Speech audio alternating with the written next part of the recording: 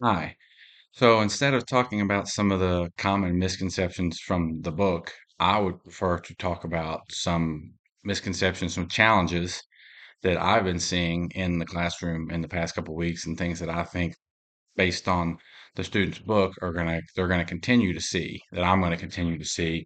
And so it starts with these types of problems in their book, right? Like these, where they have to fill in these blanks and the students seem to get confused when they're looking at these, where when they look at problems like this, where it just gives them the problem and no all this work to do with these, empty spaces, they understand the concept here that they take the two, as a Reds commentator likes to call them, the two crooked numbers, take the zeros off, multiply the two crooked numbers, put the zeros back on. It's a simple concept.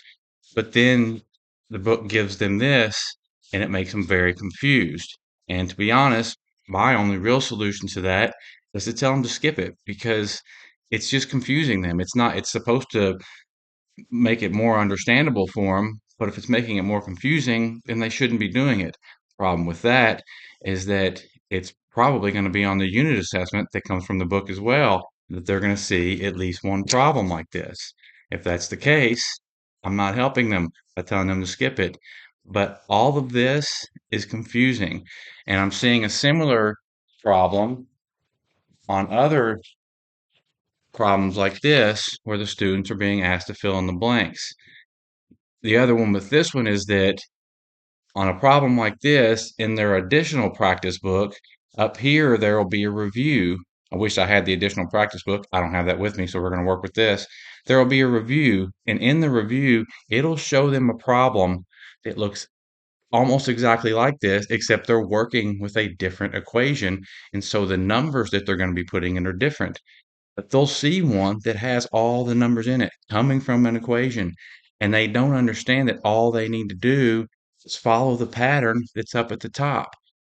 And comes after, in the unit prior to this one, we talked about patterns. That was part of their thing. Now, it's not a pattern necessarily like this. It's a 1, 2, 3, 1, 2, 3 kind of pattern with pattern rules and attributes. But the fact that these kids aren't seeing that there's a pattern up here that they just need to follow here does concern me, that that's something that they should be able to see. Those are mathematical things that you should be able to see that there's a pattern. So my solution there is that tomorrow I am subbing for this class tomorrow. And so at the beginning of each block, before we get into the actual lesson, I'm going to pull up one of these from their additional practice book on the smartboard, and we're going to go over it and we're going to talk about how this is a pattern. If you can, you should be able to see that there's an equation up here and they're using those numbers in this, and that you're going to use this equation up here for yours to put in these. And these pages that I'm showing you are lessons that we haven't gotten to yet. I've already seen these issues in previous lessons. I'm seeing these types of problems represented in more lessons coming up just in the next few days.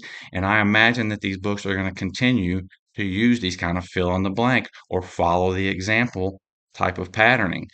And so I don't think this is an isolated challenge that I'm going to see, which is why for me, might be a common challenge that I would like to address and see if anyone else has been noticing something like this and has any other solutions. Thank you.